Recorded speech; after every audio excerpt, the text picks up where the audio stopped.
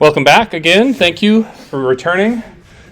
We left off with Lisa's model where we added free and reduced lunch, both smushed and unsmushed. Still, it feels weird when I say that. It's not my terms, but maybe you can teach me a better word for it in German, but I don't know what that would be. So I have a question for you before we get into Bayes. Compared to the last model that we ran, the empty model with the random intercept, does this model change the fixed effects, the random effects, or both?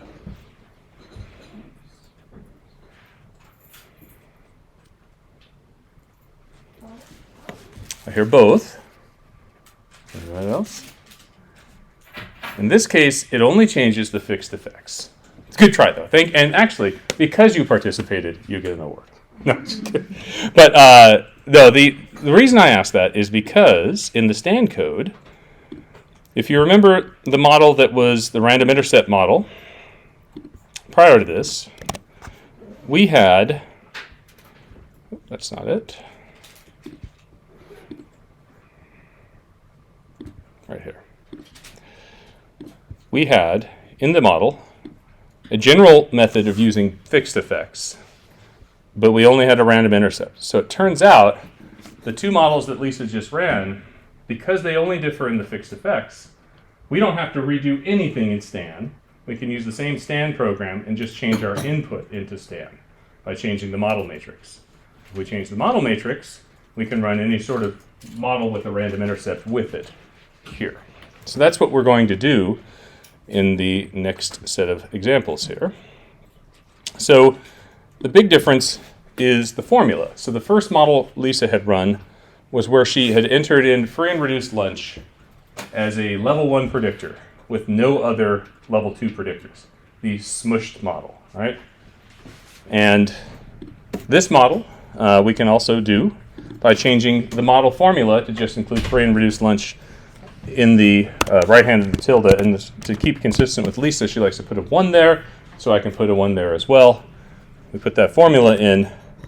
Then the model matrix itself looks like smushed. Looks like this. So now it has a column for the intercept and a column for the free and reduced lunch variable. The free and reduced lunch variable column is verbatim from the data set. There's no coding involved in it. It was already a 0 and 1 coded variable or a reference group. So nothing changes. But now, because the number of columns of it changes, remember the number of predictors or the letter P, the variable P is data to input into Stan, now reflects 2 columns instead of 1. So in our output from this model, we will see 2 betas, and it's up to us to remember which one's which. That's the problem with the labeling of it.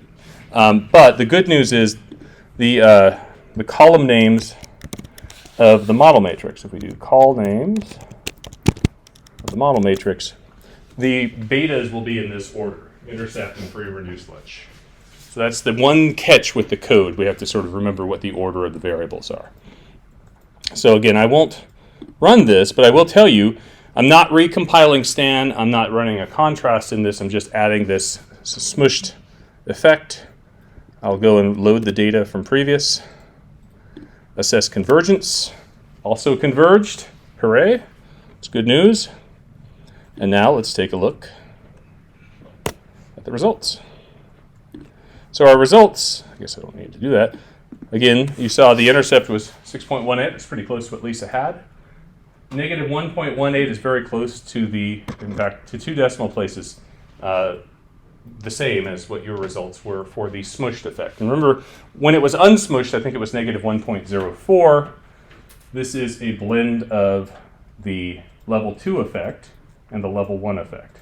Conflated, another term, sometimes we call that. It's sort of in between. Here, we now look at the ICC. Actually, the ICC means much less here, but we do get in a sense for the sigma and the tau intercept. If I wanted to, I could calculate a pseudo r squared in the Stan generated quantities section from this, although I did not change the code to do that. So we will not have an estimate of pseudo r squared from it. But you could try that on your own if you wanted to do so. But just like the ICC previously, where we have a posterior distribution of ICC, in the pseudo r squared, we would have a posterior distribution of pseudo r squared as well. However, let me think here. No, I think in this case it would be okay. Sometimes pseudo r squared, when you have a sampling distribution for r squared, things get very weird because the denominator doesn't always reflect, because it's varying. Sometimes you end up with values that could be bigger than 1, which looks a little weird in a Bayesian sense. So, especially in pseudo r squared. So literally, these two models that she just ran, I'm going to be very quick with Stan because there's no Stan involved. We're just changing the R input into Stan. First of all, any questions? The room is awfully silent. I know how to really excite a crowd. You know that concert that I heard that's going to be coming up here? Maybe it should just be Stan in the castle. No, no one would show up. You can put that in a library. Yes. I have a question that's not really related to that, but no problem. I remember that you can do multi-level models in R when you do it for longitudinal data. You can get the autoregression as well. Yes, absolutely. Can you do that and Stan too, that you get the autoregression? Yes, an autoregressive path, like between residuals or. Yeah, you can. It's a bit harder to code, but absolutely, you can formulate the model in the model statement and provide that as well. Yes. Yeah. Other questions? I won't do it here though because the formulation is a little bit of a challenge. Okay. But yes, you can. Okay. So if we wanted to compare, by the way, model fit for each of these, we'll note this is the leave one out statistic again, and free and reduced lunch, even adding it as a smushed effect, improves the fit over the random intercept. But we would expect that as if you remember the coefficient for the free and reduced lunch, smushed as it is, remember this is the credible interval. Credible interval is between negative 1.5 and negative 1.1. So, okay, let's be real. I'm only a fake Bayesian, right? I like a p-value. Like, to Bayes, if you wanted to see if this was significant, the question you would ask is zero contained in a credible interval? And since 0 is not, it's not a likely value for this parameter, you would conclude this parameter is likely different from 0. It's not an incredible interval for it. But that doesn't stop this from being conflated or smushed. So we still have to, just because there's a funny thing, Lisa and I have this long-running joke where we sort of are mocking some of the colleagues in SMiP, not SMiP, SMEP. There's a saying, Bayes fixes everything. Yeah, that was the bingo square. Yes, we actually, long story short, Lisa created a bingo card. I created a SMiP bingo card for like people giving talks, like, you know, having 10-point font on your slide was one square, and one of the squares was Bayes will fix it. So case in point, Bayes is not doing anything other than estimating a model. It's up to you to fix your model to have Bayes do its work. You cannot unconflate or unsmush this without adding another predictor, even if it's magical because it's Bayes. Okay? And I put magic in quotes. That was a poor attempt at sarcasm. Okay, so for the next model, to unsmush, we needed to add the school mean, free and reduced lunch, centered at a value of 0.3. Let's simply add, I shouldn't say simply, but we take the formula and we add it to it. This is verbatim the same syntax that you had in Elmer, with the exception of the random intercept portion of it. So it is the same fixed effect side for it. And again, if you wanted to see what that looked like, this is model lunch. I didn't run it, that's why. This is the model matrix. Again, I'm being a little bit more deliberate about this if you're not familiar with model matrices. It just adds that column of the data directly here. Okay? Okay, let's see the results. Oh, the other thing. I will now, because Lisa wanted to add the calculation of the between effect. I'm going to make use of that contrast statement in my code. And if you remember in Lisa's example, she had something with a 0, a 1, and a 1, right? Turns out we're going to use that same 0, 1, and 1 in Stan, and Stan will do that calculation for us. It turns out that calculation is done just like we do, remember how we have x times beta in the general code, which I said was a matrix product. Turns out that thing, if it was a vector times beta, gives us the contrast we want, because it becomes a sum of the multiplication of each element here with each element of beta. So we now add a contrast to the file. And again, I don't change anything in Stan code. Actually, I can just quickly show the Stan code for the contrast. The contrast itself is the contrast times beta, just like x times beta. So we're just using beta again to do the work for us to figure out the contrast itself. So here, let's load the output. Let's check for convergence. That's converged. Now let's take a look at our model estimates. Okay, so we have to remember the order of entry of the variables. The first was the intercept. The second, which you've already interpreted. The numbers are roughly the same. I won't keep belaboring that point.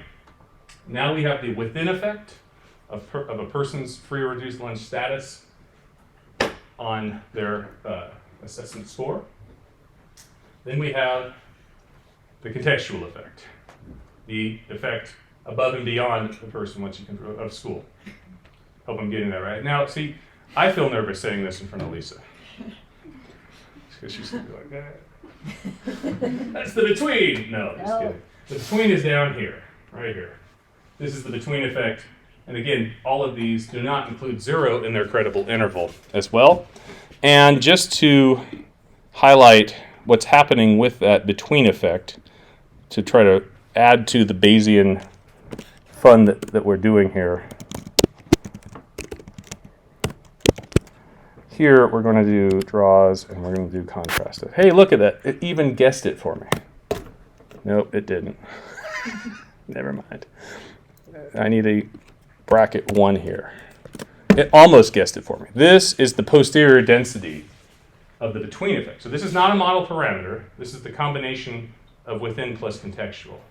And you can still see the Bayesian idea that whenever we make whenever we're doing a function of our parameters, we can do that within the chains and come up with a posterior distribution for that, in this case, linear combination. How we doing? Okay. I'm going to hand it back to you now. Okay. Do we need anything else with this? No, just the markdown document. Okay. And Question. Now, for all the models, we have no missing values, right? Yes. Well, what is missing? So, The U's are missing. how Yes. do we get there? How do we get missing values? How do we get data without missing? Microphone's over here. Pardon me. Yes. To analyze data with missing values in Stan, we would omit the cases that were not complete.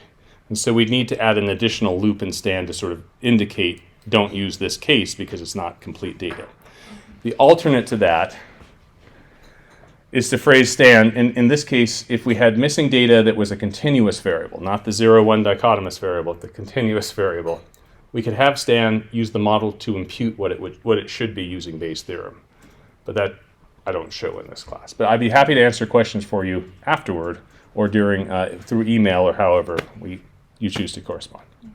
Maybe one question, because I use JAX, and in JAX, it's done Automatically. by memory. So just keep using JAX. Oh, but is it multivariate normal only though?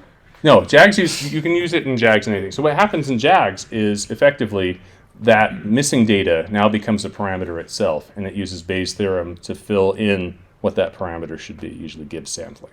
And so in every step of the chain, it samples the missing value, imputes the missing value, and treats it as it's known, and then does the sampling for the full data, as if it were known as well. It just goes, and it's part of an iteration. Now it's a parameter, so it samples that parameter as well. So hope that helps a little bit. I'd be happy to show you, I can share with you some lectures on their psychometric models, but I can help you convert them into a model that might make more sense for you, where I show this in STAN, but also in JAG, sort of the ramifications of what that means as well too. A model-based imputation may not always be appropriate because you're biasing your imputation by the model you're seeking to fit, and so that the imputed value will look much like the model. And if the model is misspecified, I have an example with JAGs where I had a curvilinear variable where I only took a section of it and made it missing, but fit a linear model to it. And you could see where it predicted it to be was not curvilinear, it was straight, right? So it completely misspecified the missing data. So there's potential problems with missing data in that sense as well too. There's not a real easy solution to the missing data, unfortunately. I hope that helps a little bit. The STAN solution, this is part of the reason I think why STAN makes you work hard to, not work hard, but to basically omit it, is that if you think of what we do in maximum likelihood, sort of by default, we just omit the variables that are not complete in the predictors that we need to predict the data with. And with that, we make certain assumptions, missing at random, effectively. If we impute, we're still making that assumption, but we're further making the assumption that the missing data follow our model. And if our model is wrong, then the missing data are wrong. And if we have too much missing data, guess what? We start to look like our model, and we have this self-confirming bias. So I hope that helps a little bit. Did you add anything? No, I was just also going to make the point, what would happen in Elmer if I have a student who's free and reduced lunch we don't know? What would happen to that case? It's gone. Any row that's incomplete is gone. So that's definitely not ideal either. All right. So before lunch, we did the option number 2, which is known as grand mean centering. Otherwise, leave the level 1 variable alone and let the model partition it into within versus contextual. What if I wanted to try a random slope? Do you think the extent to which being a poor kid depends on what school you go to? Could. But if I want to do that, I need to switch which version of the level 1 variable that I have. So the current version here that I have is the original binary version that still contains all the level 2 information in it. If I apply the random slope to it, then that's implying the same pattern of quadratic heterogeneity of variance within and between, which I don't want. So I am going to switch out the version of the variable. So I'm on the section that's switching to cluster mean centered version of the level 1 slope. This is page 10, it looks like, in the handout I was in before. And now I am changing the version of the level 1 variable to be free and reduced lunch for the student minus the school mean for free and reduced lunch. So for a binary variable, this is a little bit weird because then no cases have a 0, but it then renders this variable purely level 1 within, to which I can apply the random slope. So this is the fixed slope model, just to start with. It will be equivalent to the alternative version of the model where we had the original variable because these are only having fixed effects. The only difference is what you get back.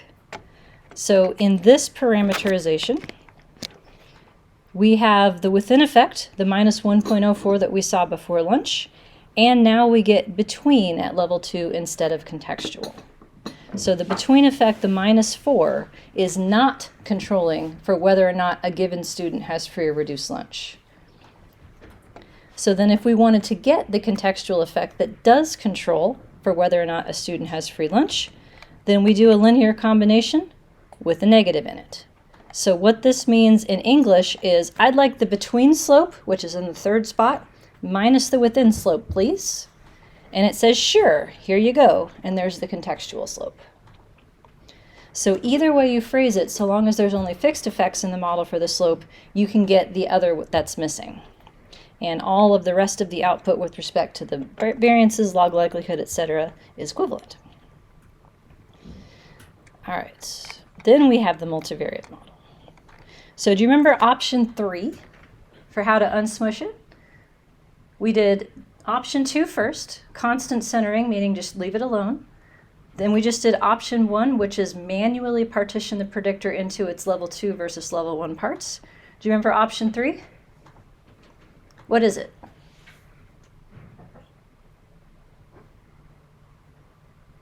Multivariate. That's it. Let's do that. So I was like, all right, I can do this. I'm going to get into Levon and we're going to do this.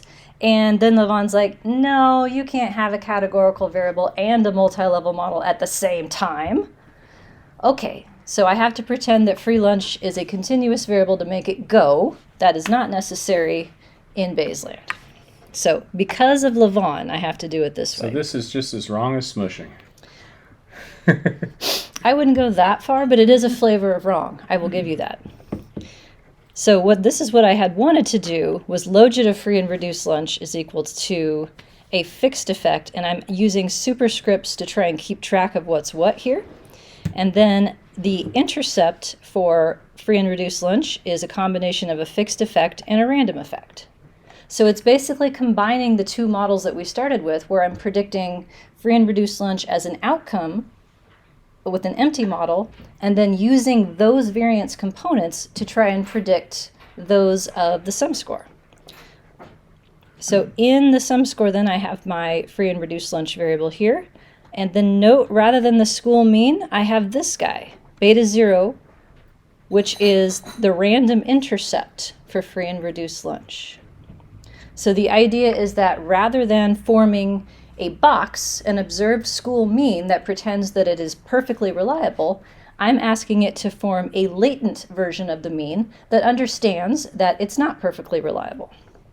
And that becomes my new level 2 predictor. And then my level 1 predictor is just the within part of free and reduced lunch. So to do this in Levon, the way I'm setting this up is creating a syntax object. And the way that I write code, by the way, is that for these types of models, I write out everything. Because I don't want to memorize what the defaults are, especially when they may change across versions. And I do the same thing for M+ code. So everything that's going to be written out, that's going to be estimated, is written out. So at level 1, I have the variance of the sum score. That's going to be my level 1 residual variance. The sum score is then going to be predicted by free and reduced lunch, and I'm labeling that the within slope. At level 2, I have two different fixed intercepts because I have two different variables that are being treated as outcomes, sum score and free and reduced lunch as my X predictor. Then I have my random intercept variance for sum score. Squiggle squiggle means variance, by the way. Squiggle squiggle for free and reduced lunch as my random intercept. And then the relationship between the two. So this is the equivalent of the school mean of free and reduced lunch, predicting the random intercept of sum score. Now it's the random intercept for free and reduced lunch, predicting the random intercept for sum score, and I'm labeling that path the between effect. And then I'm using a computed quantity here. Colon equals is the analog to the contrast or contest statement, and I'm asking for the between slope minus the within slope. That will give me the contextual effect. So then I feed this into Levon. I tell it that my cluster variable is school ID. I'd like it to look like M+, whatever that means. I'm not standardizing any latent variables, and I'm using ML. So it yells at me for a few things, mainly because I have an outcome that's not really an outcome. My model is perfect! Look at that! It's just identified, meaning I didn't leave anything else that I could have estimated out of it. So the level 1 within slope is exactly the same. That's not a surprise. The residual variance, also the same as what we got before. The between slope is just a little bit stronger relative to what it was, and the literature on this suggests that this will generally be the case. The latent centering version of the model that corrects for unreliability in the estimate of the level 2 mean as a latent variable rather than an observed mean tends to result in stronger between level 2 effects. It's similar to, if you remember, if you had an introductory psychometric course, thinking of the correlation between two variables where one may not have perfect reliability. Almost 120 years ago, Spearman had a formula for correcting for attenuation in a correlation, it usually corrects it to make it bigger, and this is a similar effect to that. It's just we're correcting for the attenuation of the unreliability of the mean, would you say? Mm-hmm. Yep, same idea. We have two fixed intercepts, one for the outcome sum score and one for the predictor free and reduced lunch. And dot means something that's predicted, whereas not dot means it's not predicted. Same thing with these variances. This is random intercept variance left over in sum score, and this is just random intercept variance in free and reduced lunch, period. And then here's the missing contextual effect. So this would be the preferred alternative if you have enough cases to do it. And what enough is still being studied, but it doesn't work well in small level 2 samples, it doesn't work well in small level 1 samples, and it doesn't work well for predictors that have a very small intraclass correlation, meaning there's not much information with which to estimate the latent mean. Question, what do you mean by does not work well? Does not work well means is more likely to either not converge or has a wider sampling variance for the between effect. Basically, it's more inconsistent what you get back because what you're asking it to do is more complicated. So there is work on this. I think it may be in the slides, and if not, I can cite you, refer you to it. But I have a whole section of this in my course that I just finished. Yes? But Laurent can handle the missing data, right? Under full information, maximum likelihood, yes. Yes, so basically, I'm treating both variables as outcomes, meaning that their means, variances, and covariances are now model parameters it's trying to recreate, which means I can have missing data on free and reduced lunch. Yes, so it's been handled in that regard, under an assumption of missing at random. Yes? What is in the code those within and between and brackets? Exactly something? This thing right here? Yes. Those are labels. So I am labeling this slope. So single squiggle means a slope where what's being predicted is on the left and the predictor's on the right. And I'm labeling them so that I can use those labels to do math down here. So the number that it's going to create for the regression of free and reduced lunch predicting sum score within is the verbal label that is going to be attached to that number. So then when it reads this code, it's like, hey, you know that thing she called within? Stick the number it was going to be in here. And to label it, use the brackets and the asterisk? I use parentheses and then this because that's the examples that I've seen do it that way. There may be more than one way to do it. No, I just thought what kind of interaction terms I was confused with. Oh yeah, it does look like an interaction term if this were a variable, but this is a label. So you're correct on that score. I think it would have to be specified differently as an interaction. You'd have to make the variable explicitly rather than define it with the code. Yes? Could you, so if I remembered right, you could add helper variables with the full saturated approach, so to account for missing data in these contexts? Like an auxiliary variable? But could you make your model fit worse? It's kind of, because I understood if you have multiple imputation approaches, if you have a wrong specified model, you could make it worse. But could you make it worse, including helper variables also? It all depends on what you assume when you impute the data. And so the helper variables approach, depending on if they're not part of the model themselves, if their relationship with the missing data that you use is incorrect, then you impute also incorrectly. So every time you do an imputation, anytime you put in data, there's a model there, and if that model is wrong, it's not there. So you may be familiar, for instance, with multiple imputation. People will use something like multiple imputation through chained equations, MICE. And that process uses this saturated main effects for all the variables in a data set you give it. It's trying to basically give as many parameters as possible to try to be agnostic about what happens. But if you have an interaction between variables that is related to what's missing, you're still going to be off as well. So there's always some give and take about the assumption of how you fill in your missingness. It's just difficult to figure out what that ends up being. I just knew a research group in Kiel, they do a lot of work, Oliver Lübke, Simon Grund and others, they do a lot of work on this phenomenon. Oh, and it's good work too. It's just a matter of I think when it comes down to it, at some point, you have to make some assumption about what the data missing, what's happening with the missing data, and if that assumption is wrong or not robust to violations of it, then you could lead into a path. But the question is how much. And I'm a little aware of their work, but it's not my field. So you probably might know much more about that than I do. Yeah, I will say that whatever imputation strategy, it has to understand the multi-level structure of your data. Otherwise, you're sort of imputing smushed things and lacks of random effects. Can I say that? Lacks? A lack of? It sounds like it should be plural. Lacks of random effects. So from what I understand, you would want your imputation model to contain everything that your analysis model would eventually contain, and to cover everything is very tricky. But even then, it may need more than what your model contains. Yes. Yeah. So this at least doesn't drop cases for being missing. At the very least, that's what I can say. Whether it's optimal relative to other strategies, I think is more of an open question, and possibly something that would be dependent on the context of the rest of the data. So, all right. So this is the idea of latent centering in a nutshell.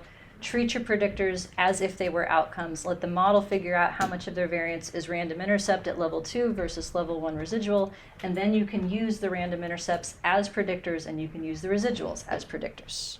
Or the betas, I should say, not just the U part, but the full variable here. All right, how are we doing?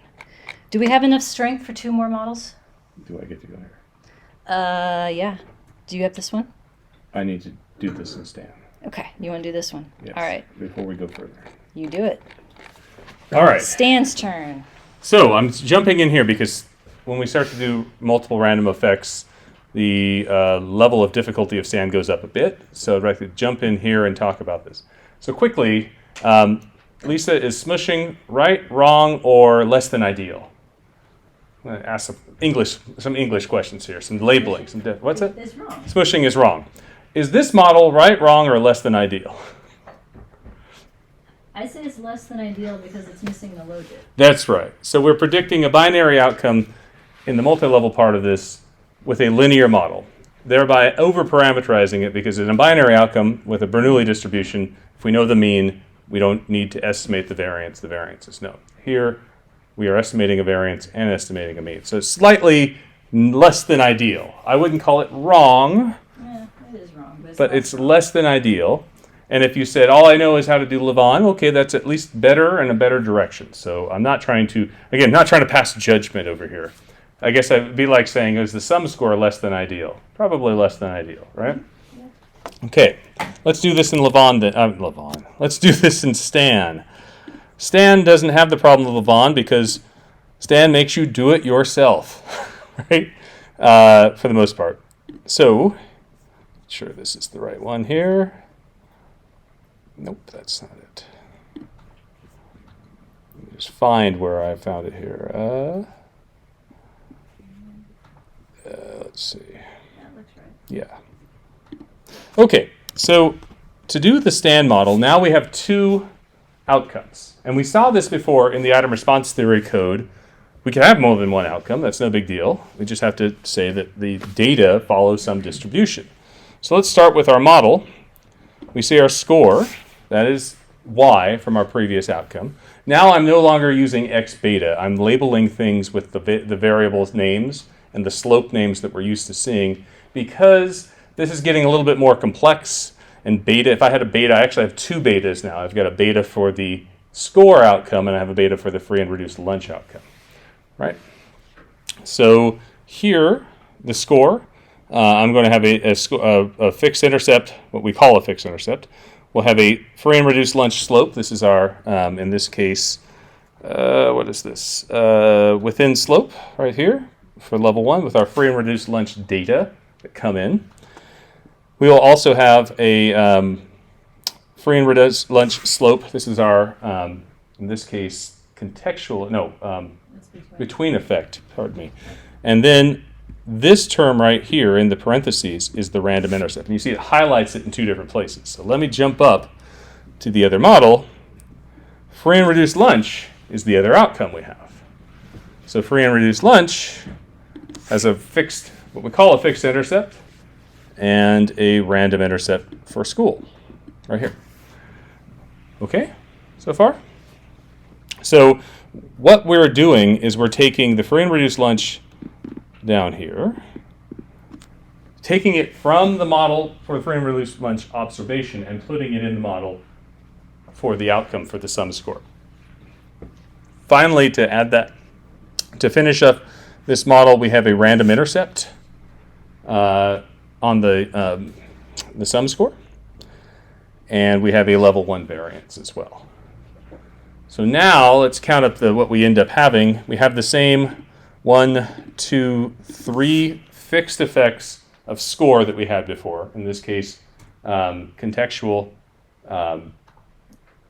level within, between, and intercept, excuse me. And then now we add to it, though, a fixed intercept for free and reduced lunch. We will have a residual variance for a score random intercept, which we're going to call tau score intercept. And we'll have a residual variance for the free and reduced lunch. So this syntax here is a more verbose. It has more, it doesn't just do the x times beta trick. I'm labeling everything to be a little bit more transparent about what's going into it. But except for that label, this is a combination of the two analyses I started today with in STAN, where we did one with just free and reduced lunch and one with just score. Right? Now we just put the two together in the same model to make the thing go. Now, because we're using free and reduced lunch, though, we can use the Bernoulli logit again, and now we don't have the less than ideal situation that we have in Lavon, where we are treating a binary variable with a normal distribution. We're now treating it with a Bernoulli distribution. So let me ask a question. Do you think the slope here will be much different than we saw from Lavon?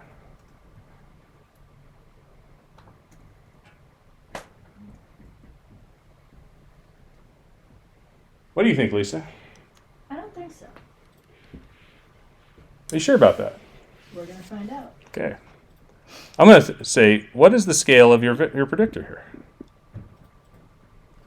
here? That's the question I would ask. It's in logits? It's in logits. Okay, I refine my answer then. So now that slope, the part of this that makes this a little bit weird, from what we can expect for being different, remember a slope is the increase in y per 1 unit change, or change in y per 1 unit change in what I've highlighted here, the variable that's multiplying.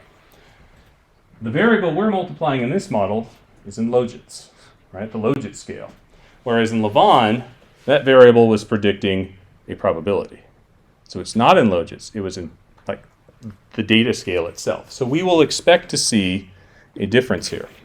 Now, when we were putting together these slides, I said, Lisa, shouldn't I just change this back to the data scale? And you said, no, just leave it as is. Is there a reason why you said that? Well, everything's in the model scale. It has to be consistent, right? It doesn't have to be. You can always transform it. Yeah. But anyway. I don't remember what I said. Okay. It was a lot. Anyway, so any questions on this so far? So, what do we have for parameters? Level 1 variance or standard deviation. Level 1 standard deviation for score. I should have noted that. Level 2 random intercept standard deviation for score. A level 2 random intercept standard deviation for free and reduced lunch. And then we have the free and reduced lunch mean slope, the free and reduced lunch student slope, the free and reduced lunch intercept, and the score intercept. And you'll note both of our random terms, the free and reduced lunch random intercept right here, will show up. We have to describe it with a normal distribution right here. And the score random intercept gets described with a normal distribution as well for prior distributions. So it's a combination of the two analyses that we started this section with in STAN for both. Any questions? Any more detail that you need? Okay. We also can calculate, all the ICCs get a little weird. We also have a Pearson likelihood, although it gets weird. The model comparison gets weird here. We can't easily compare it with the model previous, although I do, because I did not include in the person likelihood the free and reduced variable. I've sort of excluded that from the likelihood function altogether when calculating our person likelihood for leave one out calculations. What do I mean by that? We now have two outcomes, but I pretend we only have one, because otherwise these other models, we only had one outcome in. So we have to keep that same outcome to keep the scale of the expected log posterior density the same. So, all right. Let's see if I can do this. It is model 06. It's Stan. Let me find that.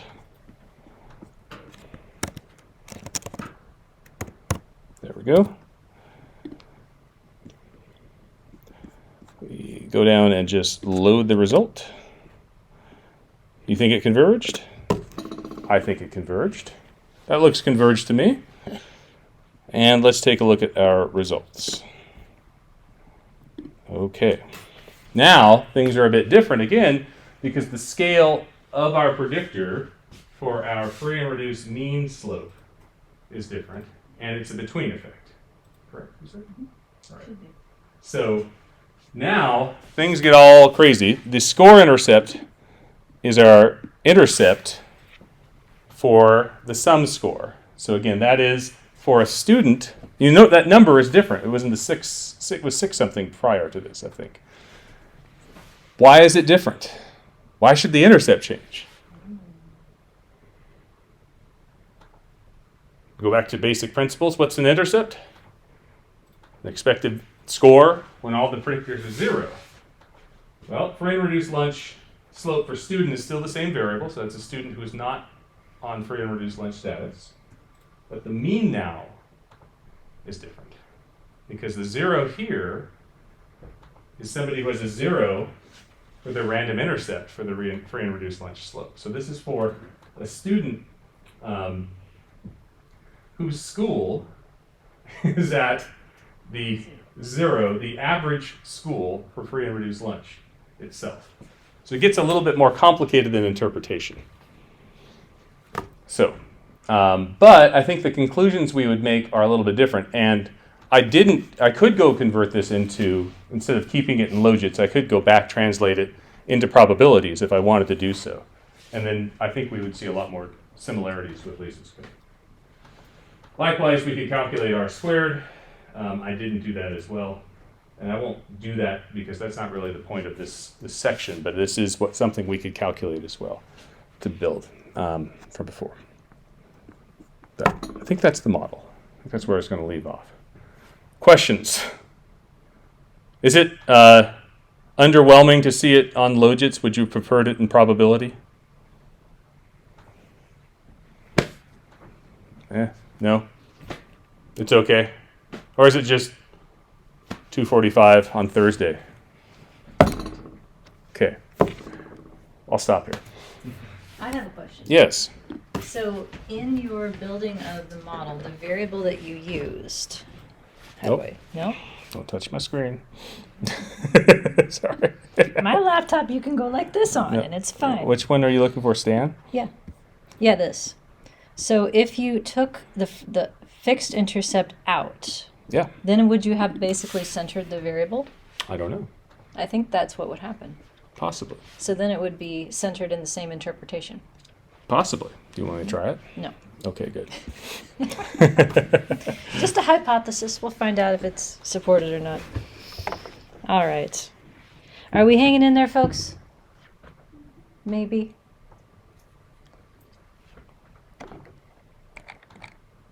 Yeah.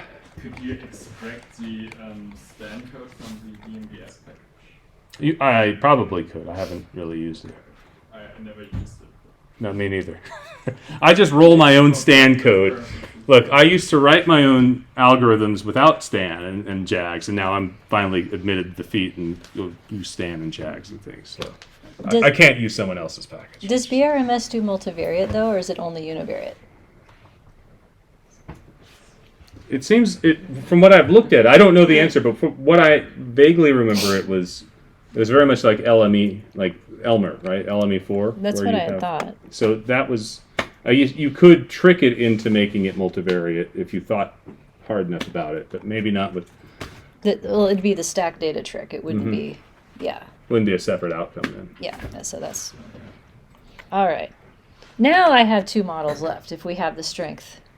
So the question was, do you think the effect of being a poor kid depends on what school you go to? Could be.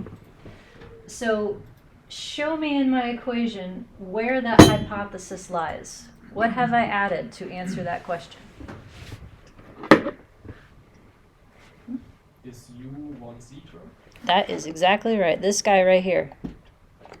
So what I'm allowing is beta 1c is a placeholder that holds how each cluster is going to get their own within school slope of free lunch. And it had a fixed effect before, which means everybody gets the same. And we're adding to it a random slope, which is how far off of the mean slope your school slope is. So the center is the fixed, the random is the deviation from it. And that means that we've added how many parameters to my model, and don't say 1. It's a tricky one. Yeah? 2. 2. That is correct. What is the hidden one? The covariance between the random effects. Yes. So this random intercept is for a particular school. This random slope is for the same school. Because they're from the same sampling unit, they should be related.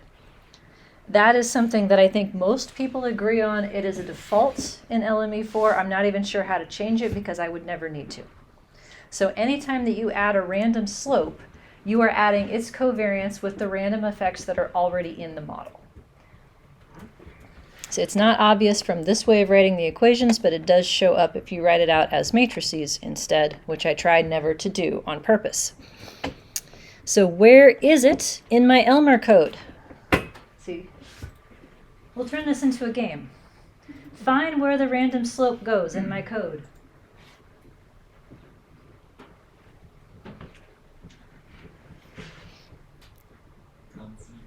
You can't see it? Okay, it's this little chunk right here. How did I change it to put in? We should tell you the value. Yeah, right there. It's like the, no, Yep, in the parentheses. That's the random part. But it's minus 0.5. So It's what? it's minus 0.5, so I just thought we should tell you the value of the curve. Oh. Yeah, no, this is how I ask for it. That's what I was going for. Like, what do you change to make this work? Yes, so then we have this right here. So I have 2 variances, and here's my correlation between them.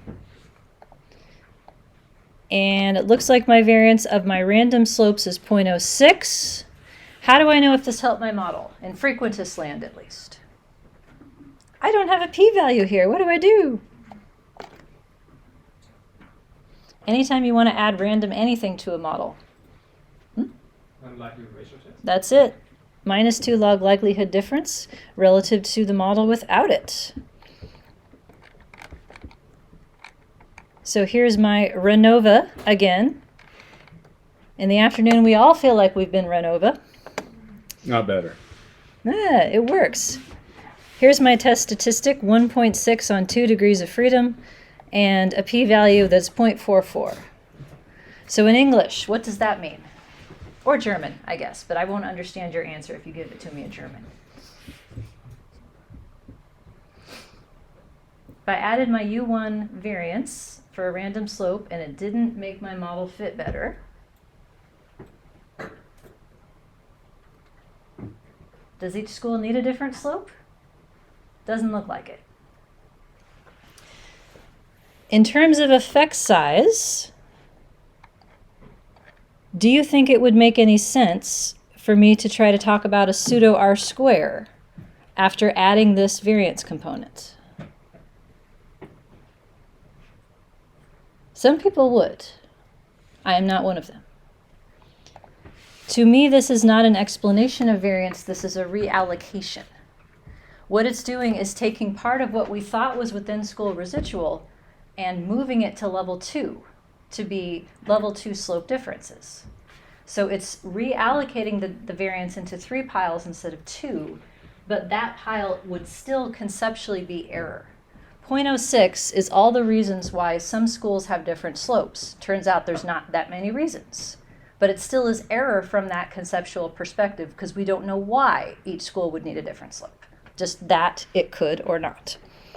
One thing that can be useful to try and describe this in a more intuitive metric is to think about the center of that distribution as the fixed effect, so the minus 1.04 here, and then take the standard deviation of this, which is given to us, times 2 and create an interval. So it's like a confidence interval, but it's not the confidence interval you're used to. This one describes the expected variability of the slopes across schools, not the expected precision of the fixed slope estimate. So I would recommend that as a way to make this variance a little bit more intuitive. So the fact that we have very little evidence for a random slope means there's not really any point of trying to add cross-level interactions to explain it. We could try, but it's not going to go well. But just for the sake of demonstration, because you may be in a position where you do have a random slope, I went ahead and added the cross-level interaction here as my, I believe, my final model. Yes, it should be my final one. So gamma 1, 1, as we discussed before lunch, this is the idea of school mean free and reduced lunch interacting with within school free and reduced lunch. That shows up in the formula with a, where did it go? Right here, a colon to define an interaction term on the fly. And here's our new term. So interaction terms, are we good with those? Or do you want to spend a minute on that? Spend a minute? Okay, let me make it easy for you. There's only 4 kinds of interactions in the world. You just have to figure out which of the 4 you have. The 4 kinds are that they take your main effect slope, so the slope of the original variable, and they do one of 4 things. They make it more positive, more negative, or less negative. That's it. So if I start with the idea of within school slope as the thing that I care about, and school mean free and reduced lunch as the moderator. So this is my slope. It's negative. What is the interaction term doing to it? Which of the 4 is this? More positive, more negative, or less negative?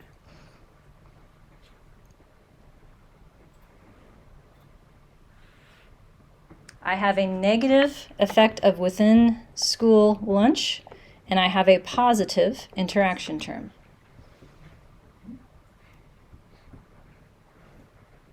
Feeling brave?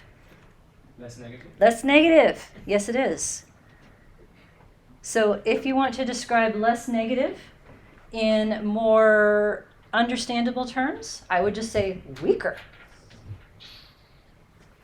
Less negative or less positive means it is weakening the slope. More negative or more positive means it is making it stronger. So the interpretation of this, and people would call this a simple slope or a conditional slope. It is not simple, it is challenging. This is specifically the difference between kids who do and do not get free lunch in a school where 30% of the kids get free and reduced lunch. Because that is when this interacting variable is 0 and this term drops out. So then for every unit more of the moderator, this within school slope becomes less negative by this coefficient. So given that a unit of our moderator is a change from no students to all the students, let's go 10% again, move the decimal over. So it would be something like 0.03. So for every 10% more poor kids, this negative slope becomes less negative by 0.03. That's how I would call it. And not significant, not surprising, because this interaction term doesn't really have anything to do. We didn't find any differences between schools in the slope, so this is trying to explain those non-differences.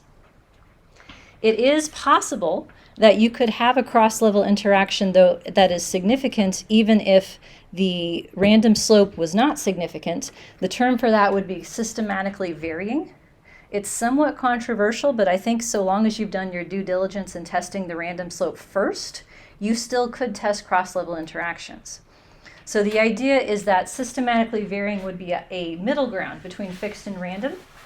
So for instance, if you had a treatment study and you have a control arm and a treatment arm, and you found that there was no significant slope for change over time, it might be the case that the treatment group and the control group need different slopes, but within groups, there's no more individual differences.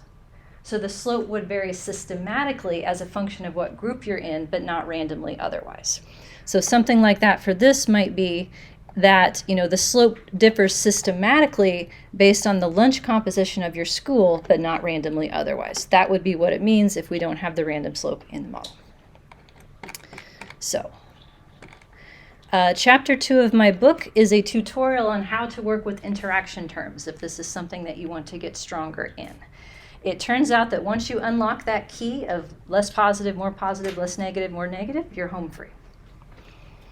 So if I were going to sound smart, let me give this a try. Let's say that I were going to interpret this interaction. I would say the deleterious effects of poverty are mitigated in schools with more poverty. How's that? That's like all my GRE words in one sentence. Otherwise, less negative. That's what I would go with. And that's the end of my handout. Hooray. Woohoo! But we're not done yet. I'm just done with that part. So I want to go back one step, because there was something I forgot to tell you about the combined model. We talked about disattenuation. Yeah. I want to do a thought experiment here real quick. I'll get to the random slopes in a bit, but rest up, because it's a little bit heavier detail. So you're familiar with Bayes. We talk about, when we do Bayes, we talked about sort of how the Markov process happens, right? Where we have this parameters sort of wiggle around, right? They change their value from point to point. Let's do a little thinking here out loud.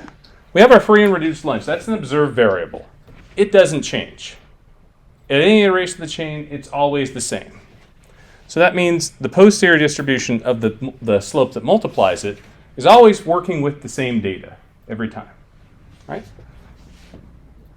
But for the model where we combined and we estimated, the multivariate model, and we entered that term and it's highlighted, every term in there is a model parameter, which means every iteration of the Markov chain, it's likely to be somewhat different.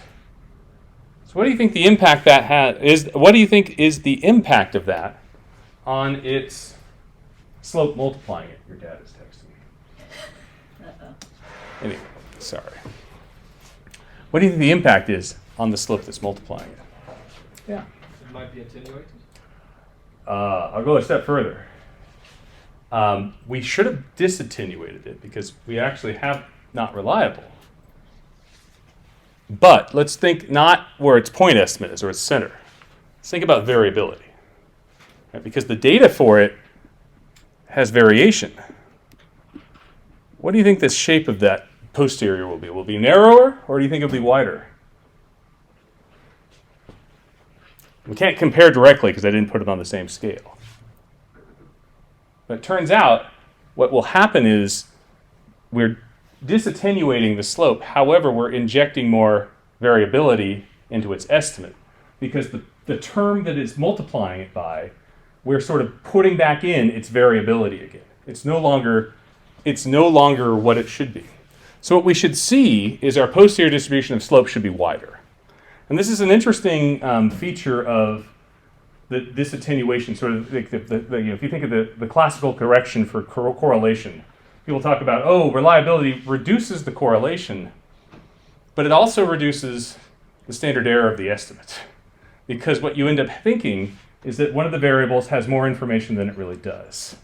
And so the question then becomes, this is sort of interesting in like a replicability, like you think of replication studies and so forth, replicability crisis whenever we use latent variable models or sum scores. right? The question I have is, what reduces quicker, right?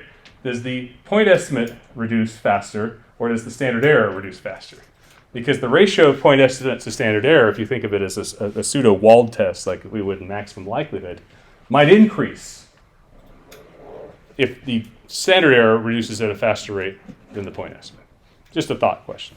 But what I wanted to note was what we should see, and again, we can't actually evaluate it here, is that we should have a better estimate of the slope. It should be disattenuated as a point estimate, but we should also see a wider posterior distribution, wider posterior standard deviation, wider credible interval around it as well.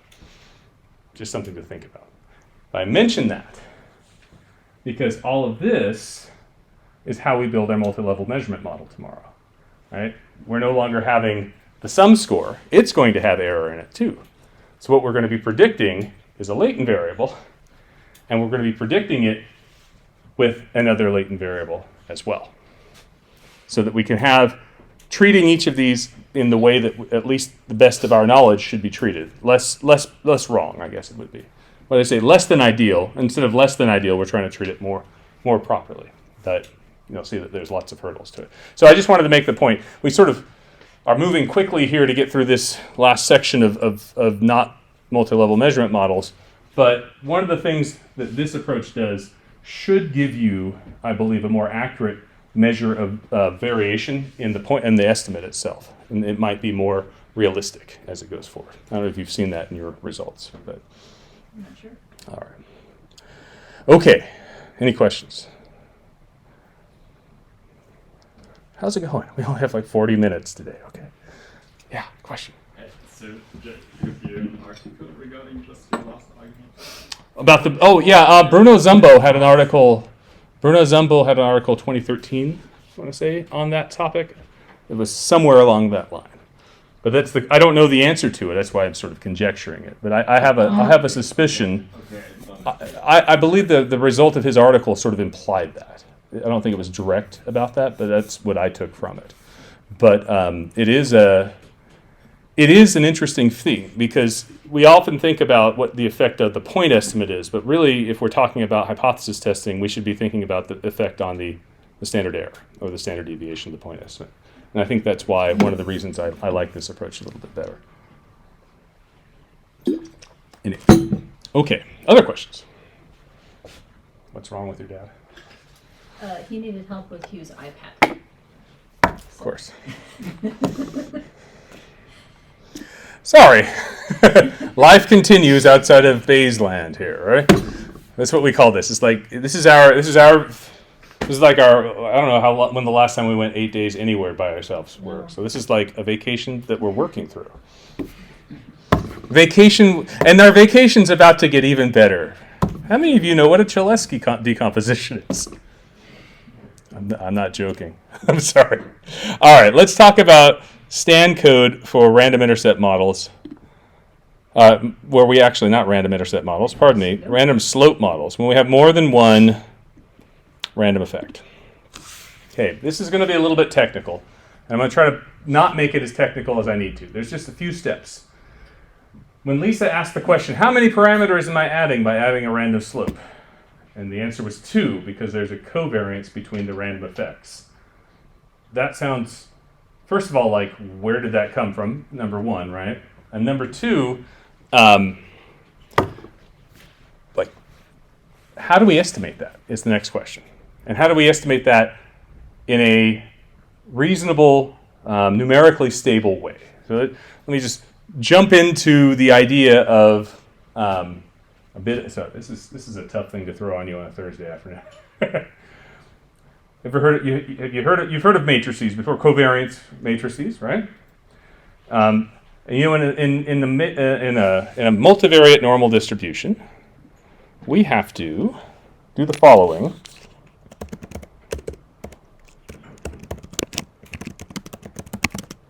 All right, here we go. You can see I've looked this up before. So we're going to build a multivariate normal distribution for the random effects. That's what we have to build in. Now, you've heard multivariate normal before because I've used it in my priors. When I had multiple, like betas, we called it multivariate normal. However, every time I used that with my priors, I gave those terms I did not estimate a covariance matrix from them, but I gave a covariance matrix to Stan that was diagonal, meaning just numbers in the diagonal. Well, Stan then takes the multivariate normal density, and I'm not going to go through a whole lot of this, but this ugly looking thing, this thing right here, that's terrible, right? I'm throwing this on you, and I don't want to do too much with it, but it plugs in the parameters for the mean, the parameters for the covariance matrix, and it plugs in a suggested value of, a proposed value of your parameter, and it just returns a height on this multidimensional surface. You see the scatter plot in between, but if you were to draw this distribution, it would look like a bell, and it would be the height of the bell for it. Taco Bell, yeah. But thankfully, we haven't exported Taco Bell to you, have we? Have you ever heard of Taco Bell? Good. Let's keep it that way. Like, I swear, all the worst American chains show up as exports, right? Nobody eats it like Burger King, right? That's terrible. Anyway, sorry. Yeah, McDonald's is even worse. Yeah, tangent. All right. So the covariance matrix is that sigma thing, and here's the problem. If we're going to estimate it, it's really hard to do this and to do this. I'm not even going to tell you much about what that is. This is an inverse. If you're not familiar with matrix algebra, think of it as like division, right? Like 2 to the negative 1 power. It's not exactly division, but just think of it that way, right? We have to sort of invert it. That's really hard to do numerically on a computer. We lose a lot of precision in our rounding because of it. In fact, one thing we did export from the 1960s, the space program, developed a whole bunch of ways of doing this, just this, with precise numbers, so that we wouldn't miss the moon when we tried to land on it, which I think we did anyway, but still. Okay, well, there are countries that miss Mars, it's hard. Like, little tiny rounding error can make a big difference in different places, right? Similarly, this is called the determinant, right? The determinant of this matrix, if it's bigger than 0, means we can actually do this to it. If it's equal to 0, that gets really tough. And if it's negative, we can't actually use a normal, regular inverse for it. But that's more details than you need to hear. That's the problem when we add multiple random effects. That's the problem when we add multiple thetas in latent variable land. And that's why I'm going to spend a little bit more time talking about it here, because tomorrow we're going to have our first model tomorrow. We'll have 10 random intercepts that are correlated. That means we need a 10 by 10 one of these in Stan. So there's a few tricks, just a few tricks to know about to build this. And I wish I had known this earlier in my career when I was building code to do estimation, because I didn't learn this in graduate school very well. Or better yet, I must have missed the day when they taught it, because it's usually fairly standard. But there are functions, for instance, in R, right here, let's get R open, where if I create a matrix, let's say sigma equals diag of 2, and then sigma 1, 2,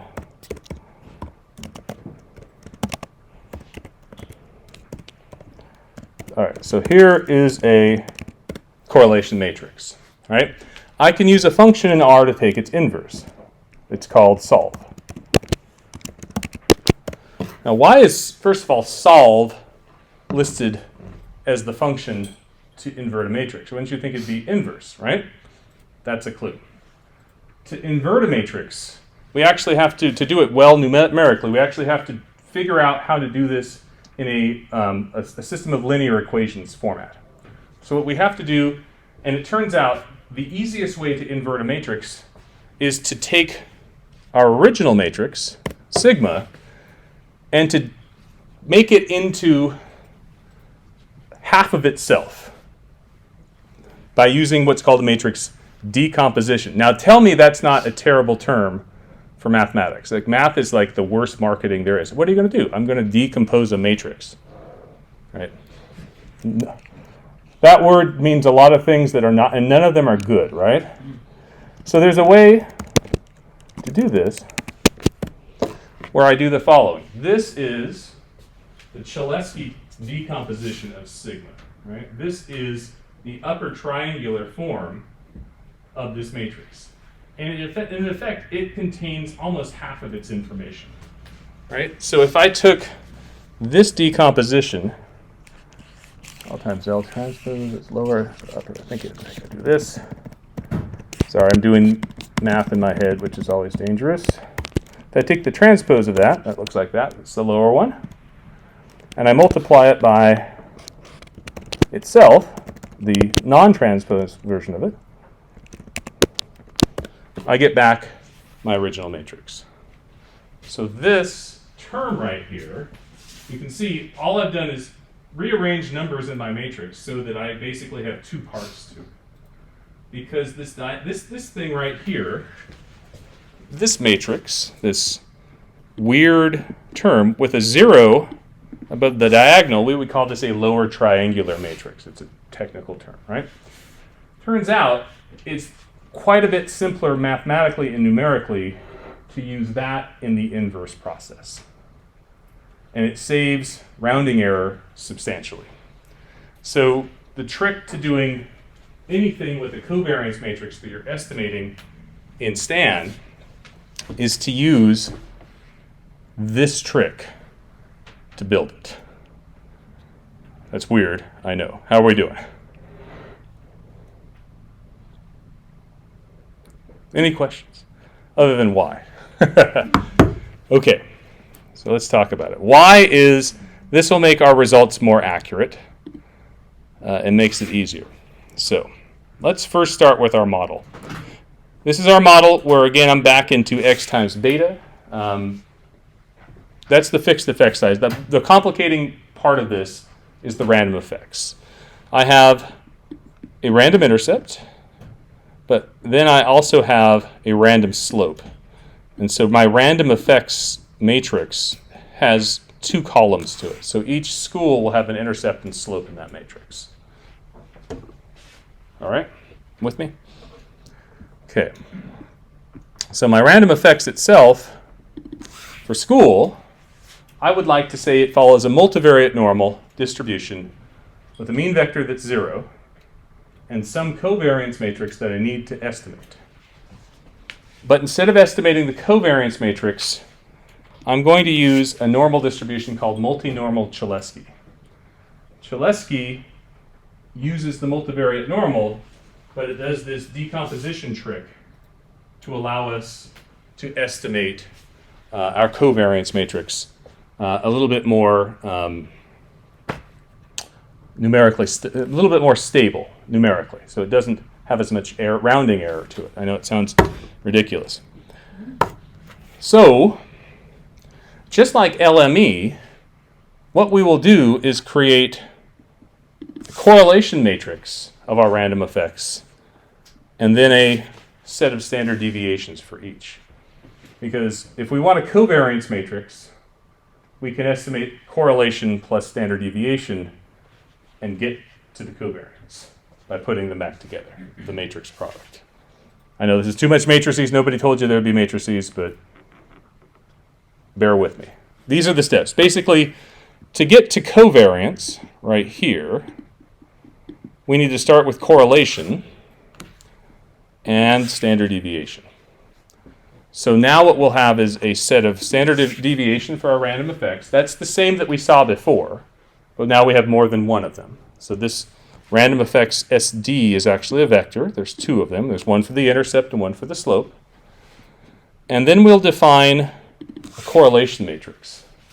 The correlation matrix that ends with L, because it's not actually a correlation matrix, it's the lower triangle of the Cholesky decomposition of a correlation matrix.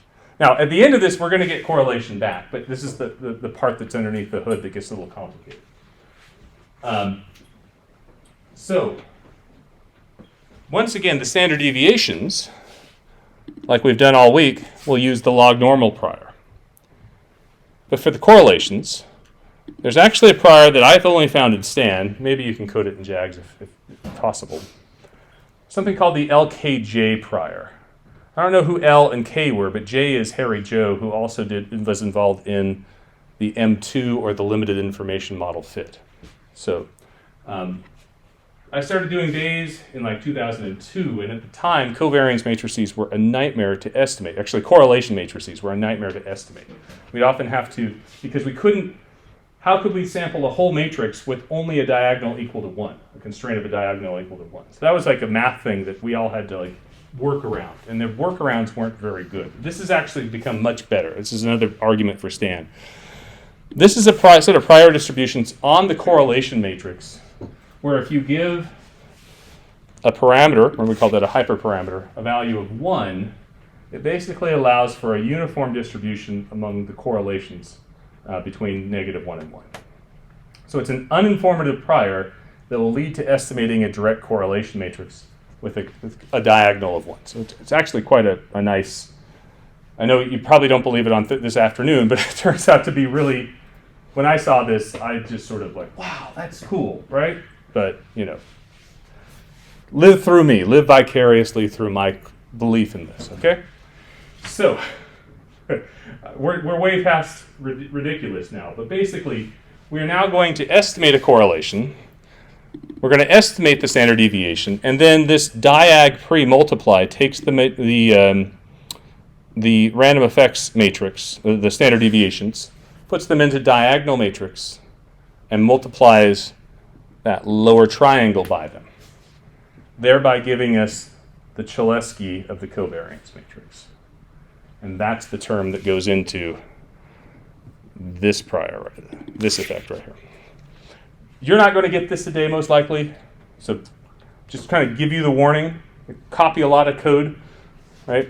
I taught a semester-long class where I think the last month and a half was about this, and my students are still not. And maybe the problem, the common denominator is me, but the reality is it's a difficult topic, right? It takes a lot of like detail that you may not have ahead of time, and I don't know enough about your background for it. That's okay. You don't need the big detail.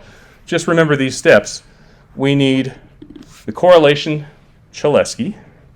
We need the standard deviations, and then we form the covariance Cholesky, and I put an L to offset those. That's the input there. Now, you'll note I actually, in the model statement, am defining two terms. When I define parameters in the model statement, they aren't saved in the Markov chain. They're just used temporarily and discarded. And I'm doing that because if I output the results in Cholesky, I have no idea what they mean. It's just a trick to make it much more stable. So I'm still going to output covariance and correlation. But this basically throws away the Cholesky result, and down in generated quantities, I build the correlation matrix I want to output, and I build the covariance matrix I want to output. Right? The covariance matrix, the diagonal of that will be the variances of my random effects. And that's what I'm going to use for pseudo R squared or for other calculations that are important to me. The correlation, this should be mirroring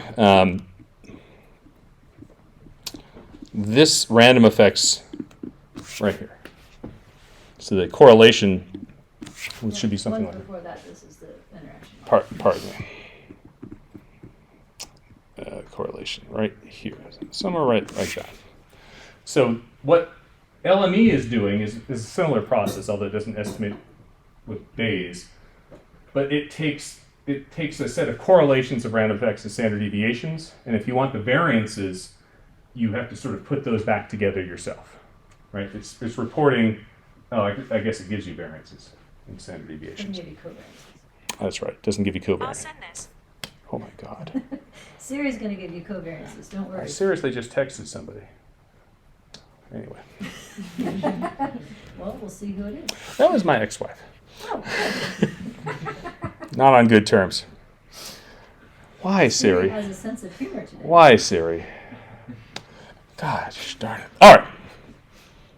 I don't know if that's going to help. You know what would help is just me putting this down. All right. There. Done. No distraction. Okay. Next.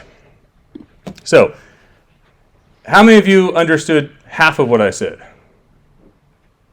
I'll go with half. Okay. How many of you will never touch this in your life? I Fair. only got the bottom half. Fair, Oh. fair. Lower triangular? Yeah. Oh, she's loopy now. It's the Mountain Dew. It's going straight to my head. Okay. So, okay. Yeah. Let's see where to go from here. Okay, so what are our parameters in this model? Our parameters are, again, beta, our vector of fixed effects, our level 1 variance, a vector of random effects now. Now, you'll note this is an array of 2 vectors. This is yet another craziness in Stan. I can't just use a matrix here because Stan won't let me. Come on, Stan. Why? Don't ask me. I don't know. But this is an array of vectors, and that makes it work. So that's the columns that are the u's. A u for the intercept, a u for the slope. And then I need the lower triangular correlation matrix. It turns out Stan doesn't want me to use matrix here, but they have a built-in Cholesky factor core as a type of variable. So it means when you define this with just the number 2 there, it's a 2 by 2 matrix that will be a lower triangle. It's built in to understand that it's there. So when you define that, it makes it easy to keep using. And finally, I don't know about easy, but a vector of the standard deviations. 1 standard deviation for each random effect. Now on input, I had most of the same information I had for the multi-level model with the random intercept. Now what's different is I need to note which column my random slope goes to. I just hardwired 2 random slopes in here. I have a vector for the mean of the standard deviation prior. This is the hyperparameter for the log normal. A vector for the standard deviation of the standard deviation prior. Yes, a standard deviation for the standard deviation prior. And then I have to give it the LJK hyperparameter, which is a value. I will almost always use 1 there, even though I allow it to be different. I dare ask, any questions? Like, when are we going to be done? 20 minutes, less than 20 minutes, I promise, okay? All right. So when you do all that, that's the hard part. Once it runs, hopefully it runs. This is model 5. That's the one right before it, right here. I have model 5A. Model 5A, again, was Lisa's first example here, where we didn't have the cross-level interaction. So here we have our fixed effects of a fixed intercept, a thin student free and reduced lunch, and school mean free and reduced lunch.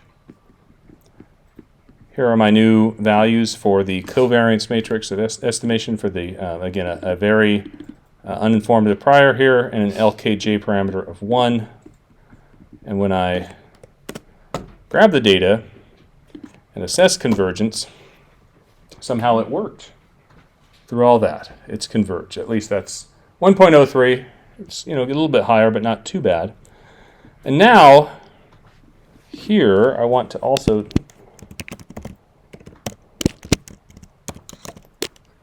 give you the covariance matrix as well. Now, you note, I'm not going to go talk anything about that Cholesky. That is only behind the scenes in the estimation, because nobody thinks in Choleskys. It's just literally done to make the math work a little bit more effectively. Now I can give you the results. So here, these should correspond with Lisa's first model without the without the cross-level interaction. Right here. So this is the between effect. This is the within effect. This is your fixed intercept. You can also see their credible intervals. Both of these do not contain 0, so we'd say they are likely to be non-zero or significant, although the Bayesians hate the significance, right? That's dangerous. We also get, because the way I search for it, I do have L here. Ignore the L. Anything with an L at the end, just disregard completely. But here I have a random effects correlation of close to 0. Yeah, that ain't right. Yeah, this is and it's very hard to actually estimate. So, It's somewhere between the possible values that a correlation could be. not quite. We're not above 0.91 or below negative 0.91, but did not estimate very stably. But then our variance, the reality of it is, and here, this is going to haunt us again next time. Yeah, I know why. That standard deviation for our slope is very close to 0, and it can't go below 0. And so when it's very close to 0 right here, the way Stan is trying to use its Hamiltonian process to figure out what to suggest next has a really difficult time because the likelihood itself is just, it's sort of getting to be unstable itself, right? As a correlation becomes, or excuse me, as a variance or a standard deviation becomes 0, that ability to invert the matrix, even with the trick of numerical precision, becomes harder and harder and harder. In fact, this is going to haunt us or bother us, come up again in our model where we put in and predict the school level theta. Because we're explaining so much of the variance of school theta, school ability of mathematics, with free and reduced lunch or school level free and reduced lunch, that almost becomes 0 too. So when this happens, a lot of bad things go on in STAN. How did the rest of R not throw up on it then? Because the way it estimates, it's still likelihood there. So STAN, this is the weirdness of the Hamiltonian, for the most part. This way it picks other values involves this momentum vector, and it starts to break down at boundaries. And this is a case where if I change to JAGs, I might have a better chance at it, although that is harder as well too. So anyway, I've learned so much about that this week, by the way, because I've never had to estimate a near 0 variance before in STAN. I wouldn't say this week. I've been doing this since middle of May, early May. So been putting together the materials for a while now and still struggle with this phenomenon. But we end up getting things. But here's the funny part about it, right? Now that seems suspicious. It's converged but suspicious. The question I would have is how certain are we in that term? Because it doesn't output a standard error for it, right? So I don't know how certain we are there as well. We also have a very small variance, a bigger standard deviation though. So, and I would note, I actually, to make this work, I actually had to change a couple things in the priors to ensure that that would fly. So this is a bit more informative of a prior than I wanted to use for the random slope standard deviation. And so because of that, this reflects a lot of my belief that, but it's just not there. So. Okay, questions? Almost there, promise. That was the model that Lisa started with the random slope. One more. We had one more model. We had the cross-level interaction. You know what the good news about that is? We're not changing the random effects. So we don't have to change the STAN code. So here we just add in the cross-level interaction right here. And the model will effectively run. Again, I had to put a very informative prior on the standard deviation because it was so low, it was difficult to estimate. And here is what we end up getting. Oh, it converged, but really at what cost? And then let's add covariance here as well. So here, once again, you'll see a similar result. See our random, this is our point estimate of the cross-level interaction. It's about the same magnitude that you estimated, Lisa, I believe. Yep. That looks right. The point estimate itself is not bothered. Close, but not exact. The posterior standard deviation of 0.531, you'll even see is not too bad compared. It's smaller because I had to put a very informative prior on the standard deviation for the random slope. So the random slope variance is smaller, which impacts this as well. And then it also does not include 0 in the credible interval. So this conclusion we would make is the same between the two. But again, here's that correlation credible interval. Somewhere between negative 0.89 and positive 0.86. Not really exact there. So, all right, questions?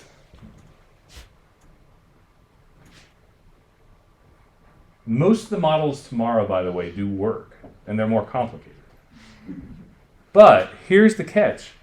When you get to a place where one of the variances starts to go away, whether that it's because you're not there, it's not there, or whether that because it's explained, we start running into estimation problems, which we would also see in maximum likelihood potentially as well. So this brings an interesting question for you, Lisa. If I said maximal models to you, Oh. have you ever heard of maximal models, where everything gets a random slope? Won't Bayes just fix it? We will run into this problem as well. Right? We have to figure out, we have to put more subjective information into the likelihood, the prior likelihood, to arrive at some estimate whatsoever. So, I feel like everybody is exhausted. Correct. And I take responsibility, I take the blame, I apologize. But at the very least, this is archived.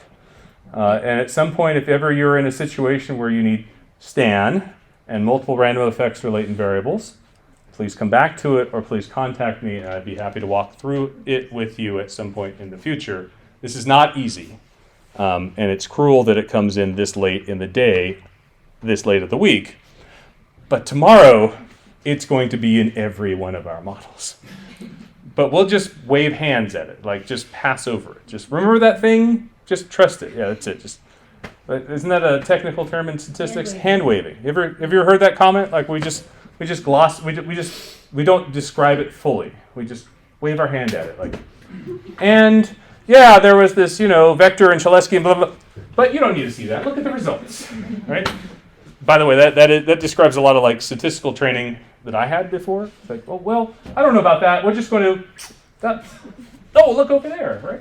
So, okay, that's all I have. Lisa, do you have anything else? No, the grand finale is tomorrow. Tomorrow, we have currently 8 models in your folder. We have a 9th where I did get things to work, sort of. But, always a caveat, but tomorrow will be the less wrong,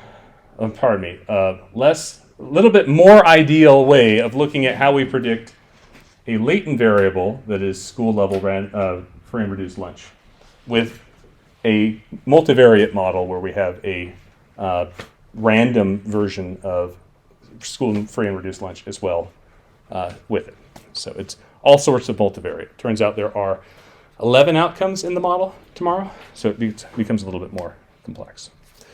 Thank you all. We'll be here. We'll be packing up. We all have to be over at the catacombs for the poster session in just a moment. But if you have any questions, either now or this evening, the poster session would be fine too.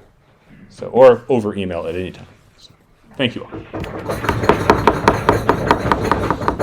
It feels like an earthquake. I literally, like, you have to go in hide in the door, right? You get under the table.